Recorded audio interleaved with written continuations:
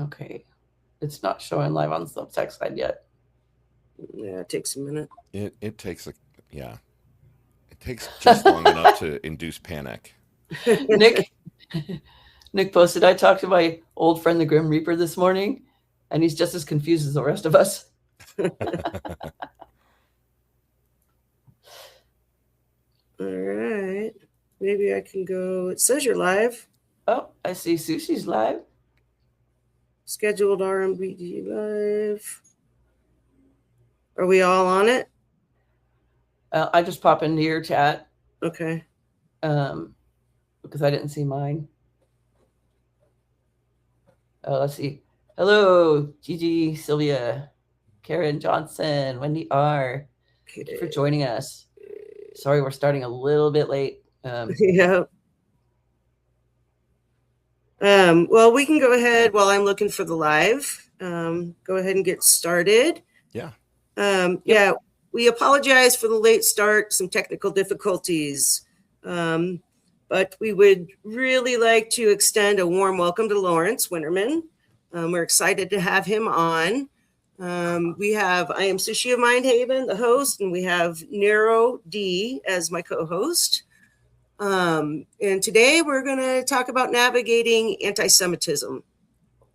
So with that, we'll go ahead and get the disclaimer out of the way. All right. So Lawrence, would you like to take care of that? Absolutely.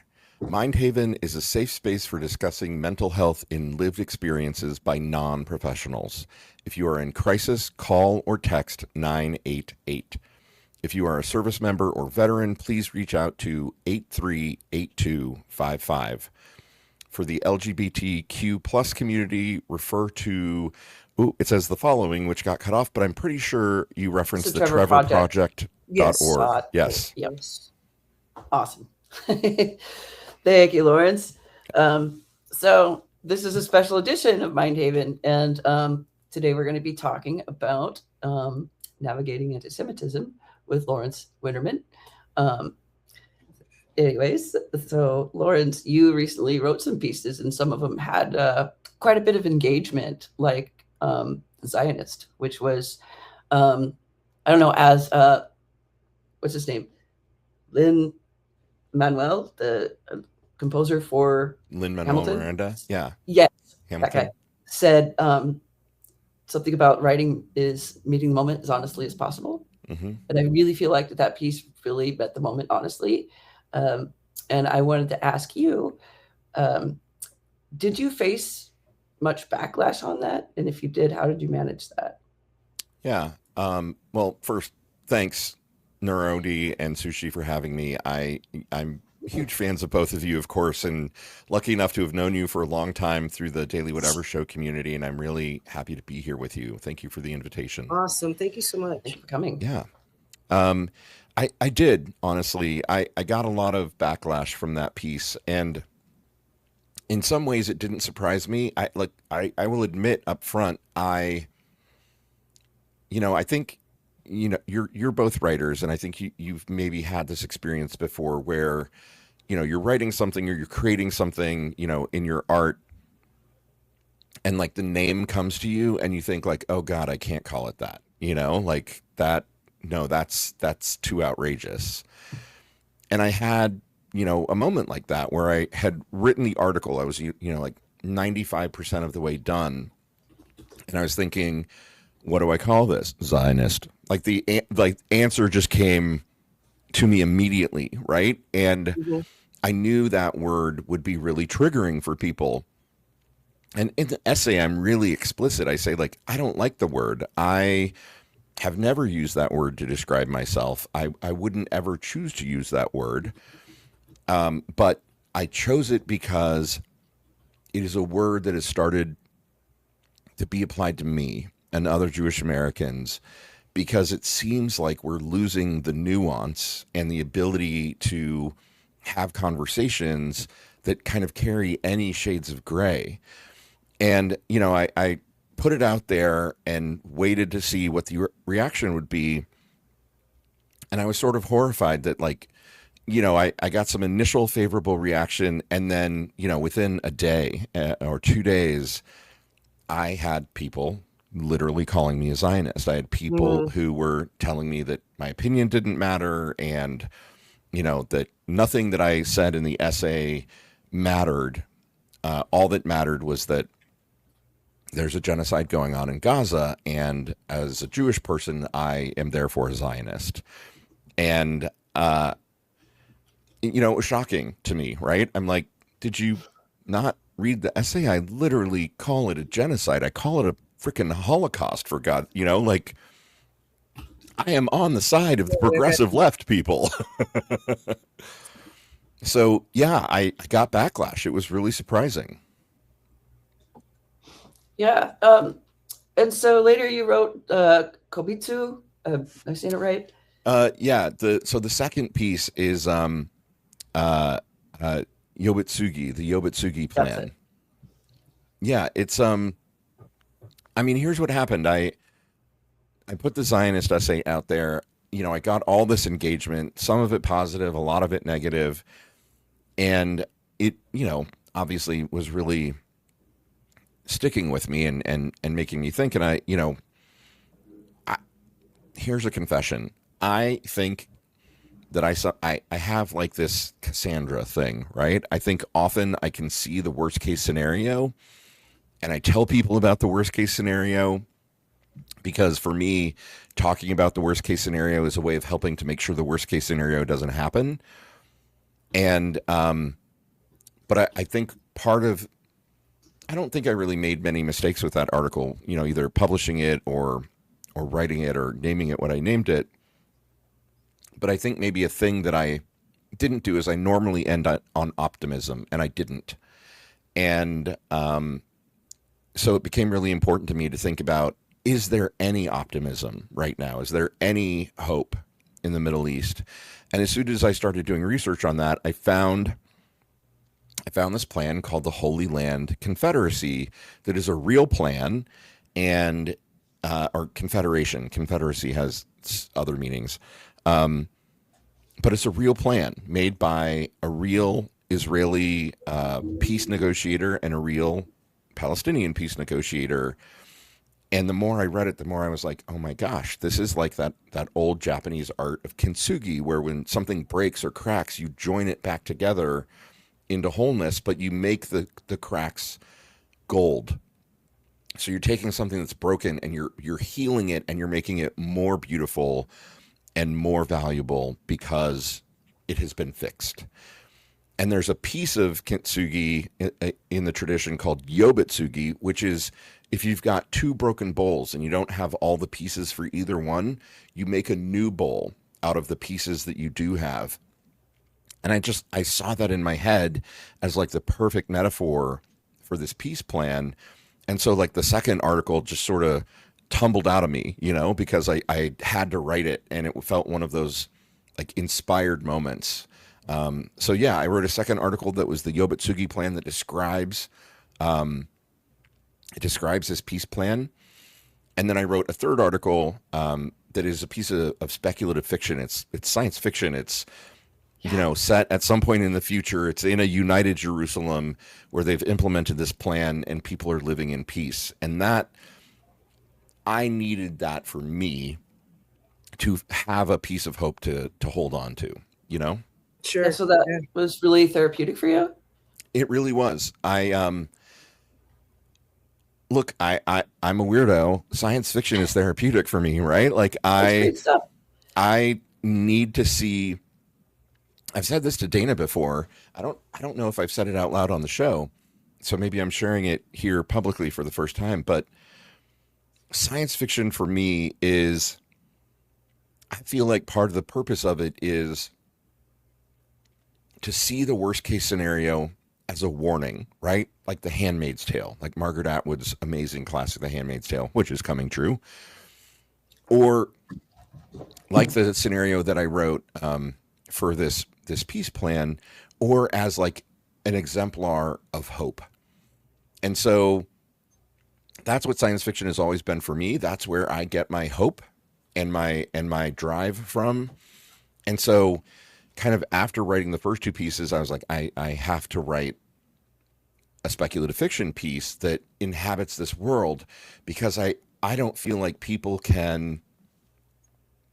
I'm not sure that people can really feel it until you can imagine yourself stepping into that world and seeing, this old rabbi and this sheikh, this imam, arguing with each other, but not about God or religion, over where you get the best falafel in Jerusalem, right? Right. And this young Palestinian girl who bumps into the rabbi, and neither one of them realizes it, but they're going to be influential on each other's lives, and she's going to grow up to be the first woman president of Palestine. Mm. And like, as soon as I had that hope and that vision, I was like, I can see it, I can feel it, I want this to come true, like I want there to be peace, like deep down in my bones, and this is, to me, what it could look like. Yeah, absolutely. So when I read your piece, Zionist, there are many things that remind me of this particular episode from Babylon 5, and I'm not sure if you're familiar with it, but it's in season 1, episode 4. A lot of people will dismiss Babylon 5 based on the first season. The writing's still good, but the tech and the acting, not great. But it gets great, you guys. You got to watch the whole thing. Right. Yeah. And that is my favorite episode out of season 1, maybe the whole thing. And basically it starts with the doctor's old professor coming on board with his assistant, who could become like an archaeologist, space archaeologist, basically. And he has the assistant smuggle the stuff on board so it doesn't have to go through basically like customs. And the assistant kills the customs person in order to get it passed. Right. And so anyways, this alien tech that they found on this dead world, by the way, integrates with him because he was willing to kill. And then what he ends up doing is becoming this other person, this alien figure from the Akaran species. Anyways, they had this issue with people attacking their planet, and so they programmed biotech to eliminate anything that wasn't pure Akaran. And so this guy is integrated with it basically as this Akaran figure, the inventor, and it's going around killing anyone who is not exactly like him, which is exactly why that world died. So in the act of committing genocide, they committed autogenocide ultimately. And kind of what you're writing about and what we're seeing in the world is a perfect recipe for that. And we see it already in play, genocide. And that comes from like dogma and infighting and purity testing and like all kinds of things. If you're not exactly like me, you don't think exactly like me, you are the enemy or you are no good. And that is hugely problematic. And that's the message I got from Zionists. That's the one you were intending, I'm sure. Yeah, it's interesting when you say that. There are so many ways in which that theme is applicable, right? Like it is what the Israelis are doing to the Palestinians. It is kind of what I was warning about in the essay, this idea that there would be a purity test within the Democratic Party where, and I'm holding myself up as an example and saying, am I like the leftiest person in the world? Like, not quite, I'm not full on socialist or anything, but like, do I believe in regulated capitalism and the idea of democratic socialism and, like all of the tenets that we talk about as being like full on progressive left-wing Democratic Party? 100%. And so to suddenly have I had people calling me a centrist, and I was just like, how? Like, where? Why? Yeah. And people who literally called me Zionist and assumed obviously they didn't read the essay, assumed that I was I don't know what they assumed I was advocating for, but I feel like I've lived in this in-between space for a lot of my life, with liminal a foot in one world. Yeah, liminal space, foot in one world and one in the other. Like in my queerness, growing up as a gay guy in the like 80s, it took a long time for me to come out. I got really comfortable hiding my I wasn't comfortable, I was miserable, but I got good at hiding my sexuality, right? I got mistaken for straight a lot. And and as a Jewish person who maybe doesn't completely look Jewish, because on my mom's side I'm actually Scotch and Irish and English. Uh, it. I've seen, I'm not to get all Joni Mitchell, but I've seen things from both sides now. Like in a lot of different ways, and so um, it's interesting for me to imagine trying to purity test people around things because, to your point, NeuroD, like that's the way you end up miserable. That's the way that you end up basically eliminating all of your allies and then ultimately turning on yourself. Mm-hmm. We saw it happen during the French Revolution. The rebellion basically ended up turning on themselves, and the guillotine that was beheading, Marie Antoinette and the aristocracy ended up being turned on the movement itself because once you kind of break out that finger pointing, it's really hard to stop finger pointing and applying. Humans are really good at figuring out the differences and being like, you're different from me because your hair is parted in the center. How dare you? Like, Although it's usually over things a bit more serious than that. But yeah, I mean, it's a right. funny It is example. exactly, usually over things more serious than that. But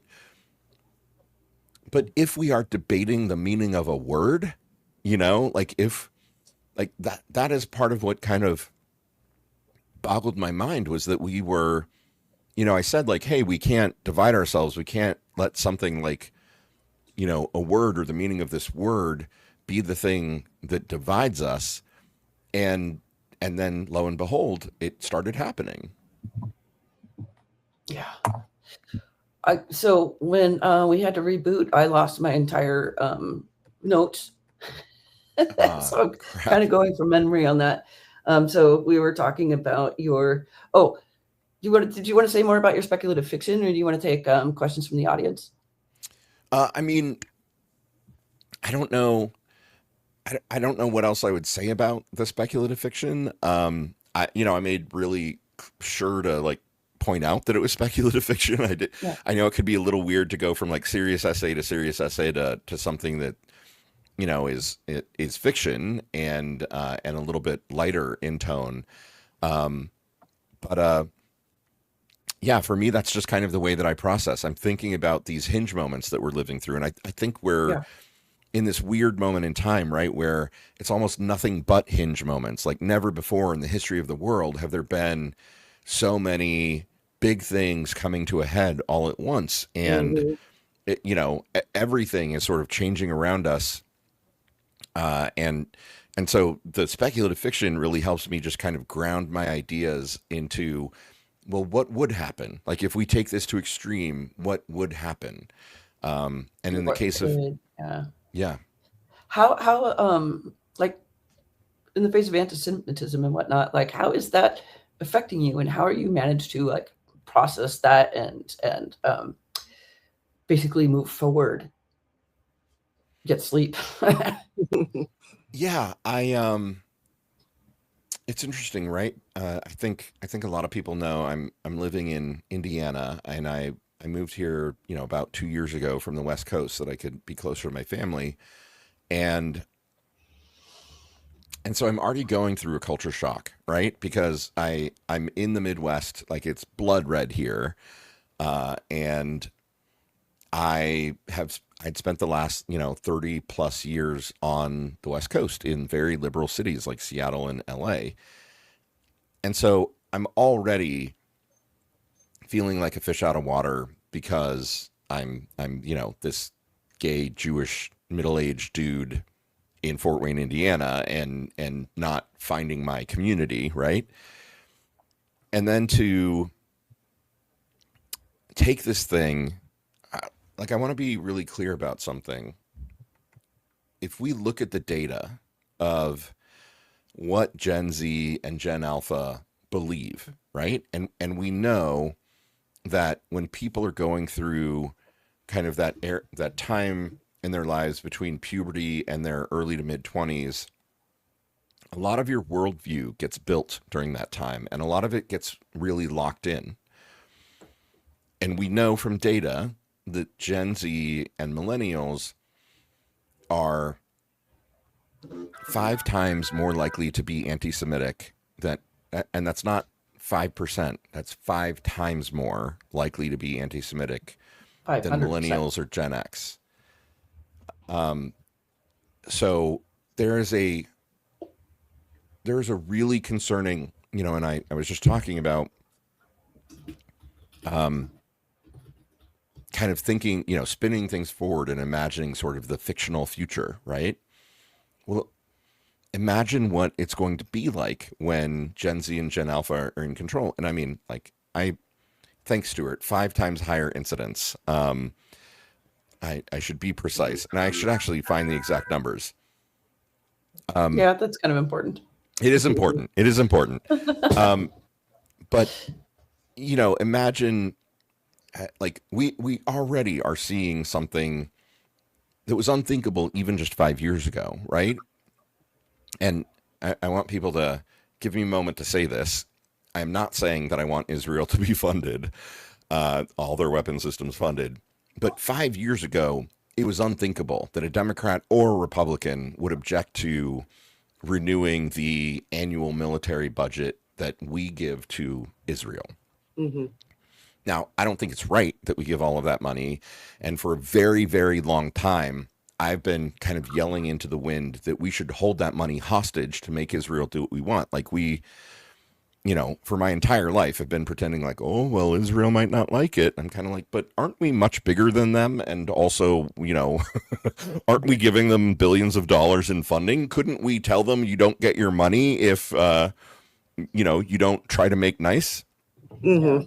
Because and now, Zionism is not exclusive to Judaism, because there are lots of Christian Zionists, for example, and there's a lot about that Holy Land and everything. I think a lot of that's driven the policy. Yeah, you're absolutely right. There's, for people who don't know, there's a weird interaction between Christian nationalism in the United States and Zionism and the Israeli right, where they're using each other, right? Because the Israeli right knows that if they go to the evangelical, dominionist, Christian nationalist people here and say, well, you want to support us because when we have Jerusalem, we're going to knock down the Dome of the Rock, which is the mosque that currently sits atop Temple Mount and has for 700 years or more. Somebody correct me on the number. It's a long time. It's a very long time. And there's this theology in Christian nationalism and, what is it called? Like Revelation, Revelations Christianity that says the Messiah will return. Jesus will return when the third temple has been built on Temple Mount. So there have been 2 temples built on that spot in Jerusalem over the course of the last, 5,000 years. And currently it's occupied by a mosque, which is a very, very sacred mosque in Islam, not knockdownable, right? Not shareable. The mosque is there. But there's this piece of, Revelations Christianity that says, oh, we need that mosque to get knocked down so that the Jews can build the third temple and then the Messiah will come back. So there's this crazy interaction between Christian nationalism and kind of this, wackadoodle right-wing Zionism that wants this greater Israel project, that wants all of Jerusalem, that wants to knock down that mosque and rebuild the temple. So it's incredibly complicated to kind of sift those strains apart, right? Because there are Jews in Israel. There are even some Jews in America who believe that and they want that. But that is by far not the majority of the Jewish population, either in Israel or in the United States and elsewhere.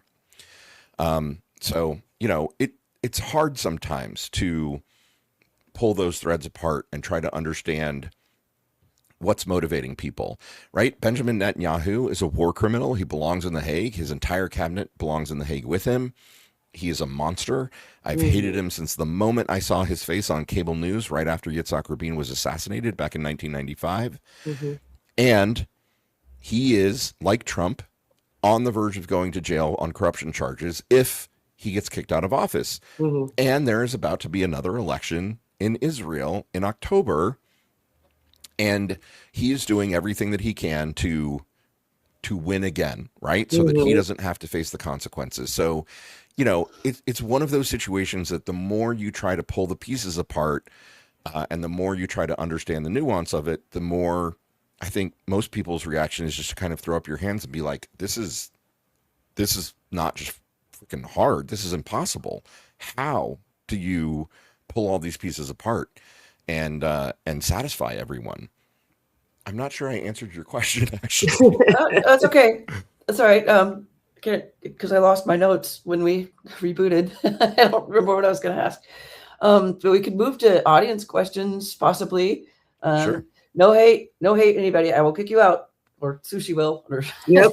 Yep. and we're both watching you. So if anybody in the audience has questions for Yeah, Lawrence, and I'd like to kind of make the offer that if you have a question in good faith, I'll answer anything. Like if Right. you've got a question that you don't understand about the way Judaism works or anything, like ask me. I'll tell you. If I know the answer, I'll tell you. As long as your question is meant in good faith. Right. Stuart Cohen did have a comment a little bit ago saying Germany paid Israel billions in reparations for many years. Right, that's true. okay. After the end of World War II, Germany was held accountable for its actions, and reparations were paid over the course of, I don't remember how many. I think it was 20 years. And Germany, to their credit, did a lot of soul searching about what led to the rise of the Nazi Party, what led to the Holocaust, and to remind people. 12 million people were killed in the camp. 6 million of those people were Jewish. The other 6 million were gay or socialists or disabled people or gypsies, thought, what do you call them? Like thought criminals, people who didn't believe in the Nazi mission. There's a famous story of a priest who dissented the entire Nazi project, and basically, was pushed at every moment to kind of recant and say that he, ask for forgiveness and say that he was loyal to Hitler and to the Nazi Party, and he never did, and they murdered him. Yeah. Lawrence, just the Romani or the Roma. Yes, Luca is. Tend to Thank you, avoid the G reminding word. me. So, look at this. In a conversation about anti-Semitism, an old man is reminded that the word that I grew up with to describe people is in fact the wrong word. Right? The Romani is the correct term, and I should have used that. And thank you, good. Luca, for You go correcting forward. me. That is an incredibly important point. And I'm not going to stand on ceremony, and fight against that. You're 100% right. And I could say it's embarrassing, except part of what it says that I think is really important to remember in this moment is we're all people. And hopefully we're all trying hard to understand each other and to listen and to be patient with each other and to move forward into a greater shared understanding. And I get that there may be people who grew up with particular ways of thinking about Jewish people that they still need to process and work on, right? But, part of the thing that Dana and I talk about on the Daily Whatever show all the time is generational trauma and the idea that, we firmly believe that, hey, you're human, congratulations. Part of your job is to look at the trauma that you have, right? Big or small, and kind of grading each other's trauma, judging each other's trauma against each other is gross, and nobody should engage in that. Whatever your trauma is a thing that, whether you want to or not, you are responsible dealing for.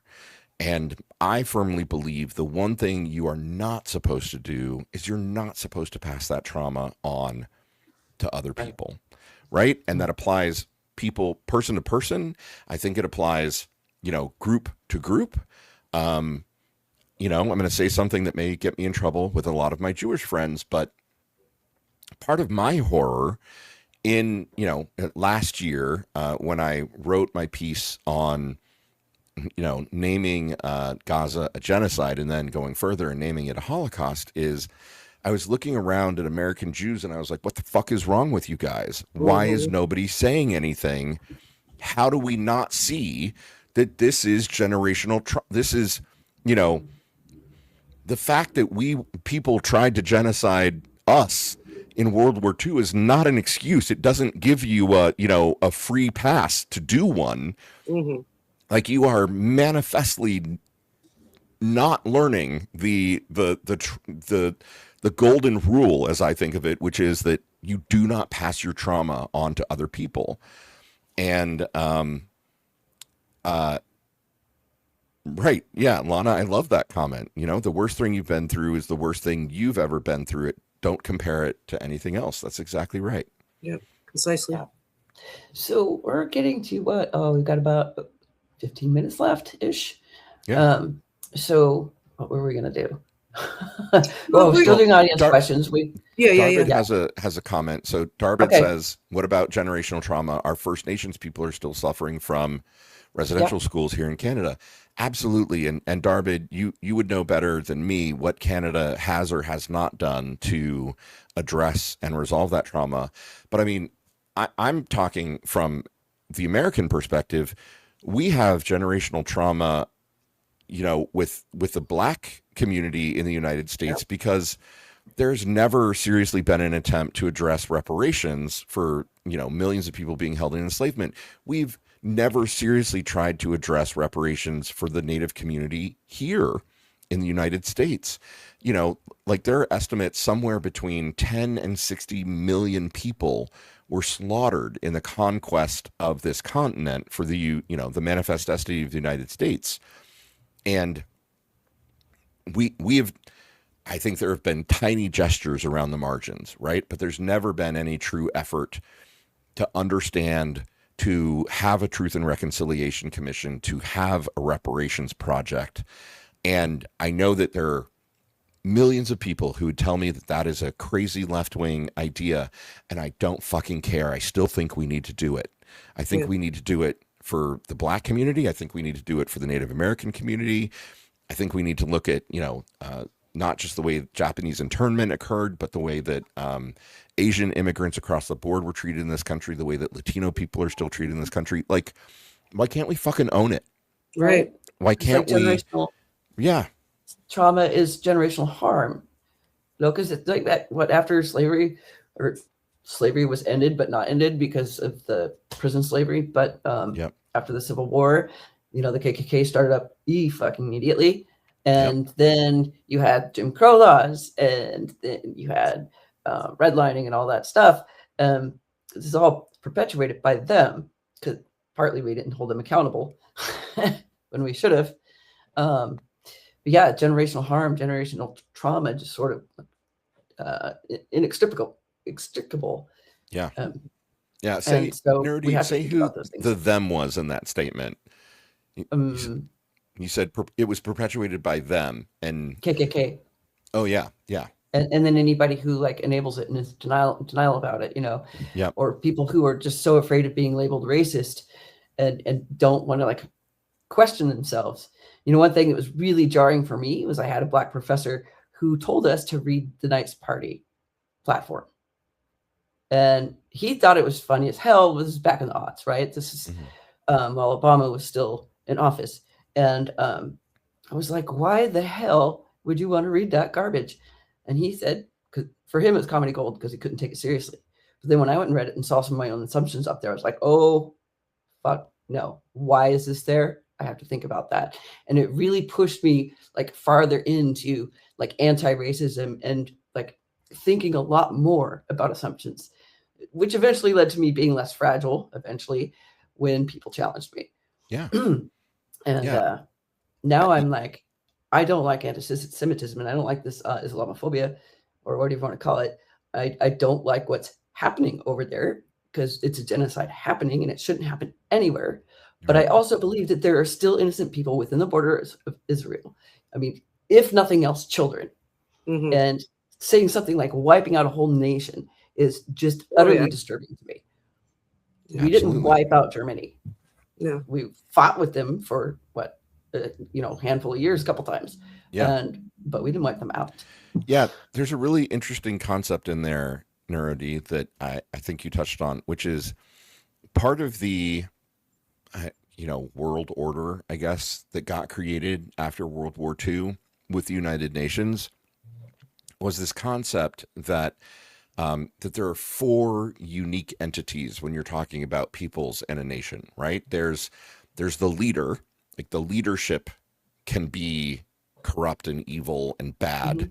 Yep. There's the regime, which is the larger political sphere in which the leader operates.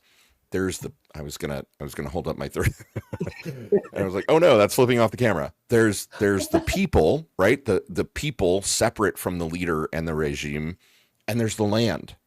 And those four things, like part of what we all agreed to collectively after World War II is that we can separate those four things in our mind.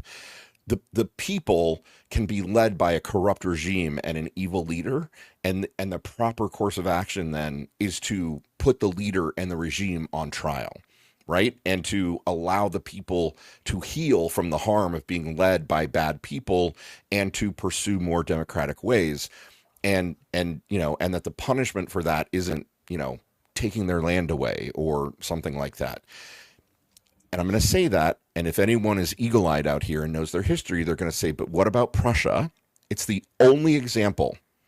It is the only example in modern history of a nation that no longer exists after World War II, except for the major distinction that the people, the Prussian people who lived on the land that is now the state of Prussia inside of Germany, Mhm. they didn't move. The land didn't move. The land wasn't taken away from them.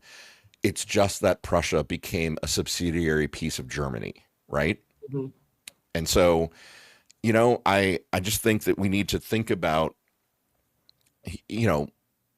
people. I've heard people say that they think the solution for what's happening in Gaza right now is the elimination of Israel. And as a Jewish person, that chills me to my bones, because how do you move 7 million people off of that land, right? Who pays for that? Where do they go? I don't think that is a serious proposal. I think, things like this Holy Land Confederation, which sounds kind of fantastical, which sounds like a pipe dream in this current moment, and the hate and the vitriol and the crimes that we're seeing, it sounds farcical, but that is still a far better solution than trying to eliminate all of Palestine or eliminate all of Israel. Right. Mhm. Sorry, I got on a soapbox there. No, you're good. This is your show. so- Usually get this political, but in like this certain circumstance, you can't really extract it from, Yeah. in the psychological effect it has on people. So, no, I appreciate your thoughts and your contributions to this conversation, and I knew it would be a good one, and Mhm. that you are capable of difficult conversations, which is, part of the reason of inviting you.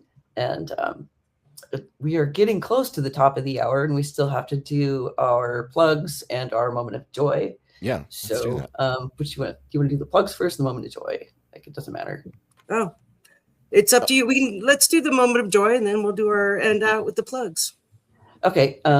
So Sushi, like, how about you? What was your moment of joy today? Well, I have been sick for on the upwards of 3 weeks, and today's the best I've felt, and I'm so happy that I was able to join in this special edition with Lawrence. I was afraid that I would not be able to do it, so that's my moment of joy. I'm so happy you were here. All right, and mine. A lot of you have seen me posting updates on this already with my new bubble doodle, and I'm just gonna cover my face here, and I can't see the screen though. So if you can Yep. You're It good. looks You amazing, got the whole thing? RD. Yeah, so Amazing. this is the current progress of it. I wanted it to look more realistic because I've graduated from a bunch of little circles to it looking more like bubbles now, and that's my ongoing moment of joy, I guess.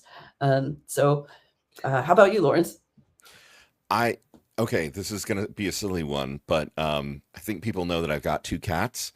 They have never been lap cats, right? Like they're one is 10 and the other one's 10 and a half. And like I don't know, when they were kittens, all I wanted when they were kittens was for them to like jump up on my lap and just cuddle there. They're finally doing it, y'all. Yay! Like Excellent. I pretend to be grumpy about it, but every time they come up here, I'm like, yeah, no, yeah, please sit on my, like, this is amazing. I've got a warm purring kitty on my lap, and I'm like talking to my friends or typing something. Like, Yeah, please, this is like my dream life.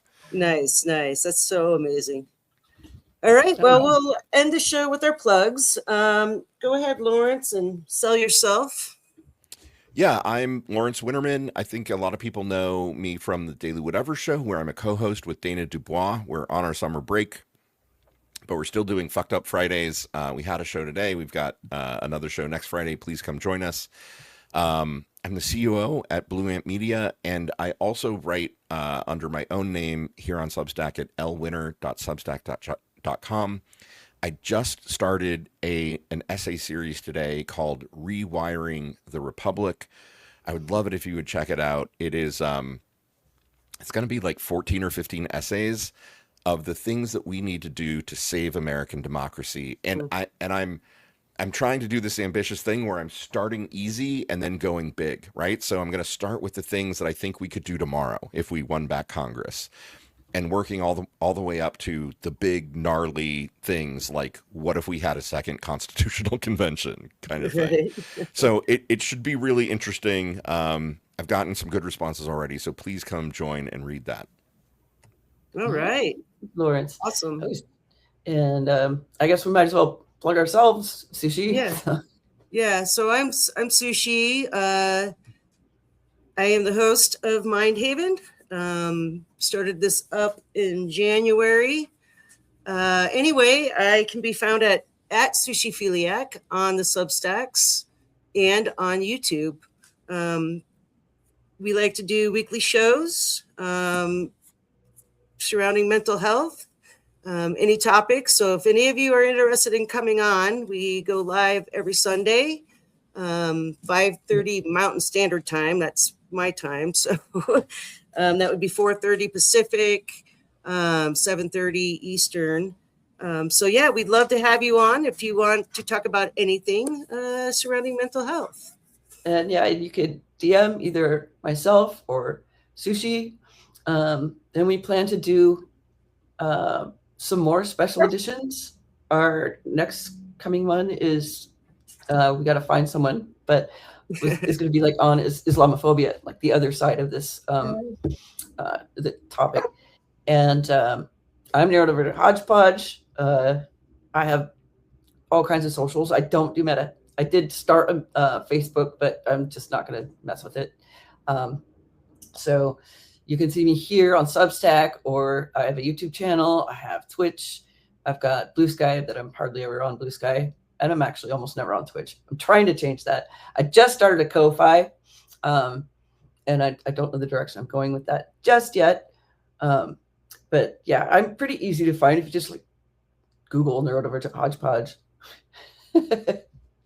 And we have our next Mind Haven episode on Sunday with Emmett Tater or Tatter.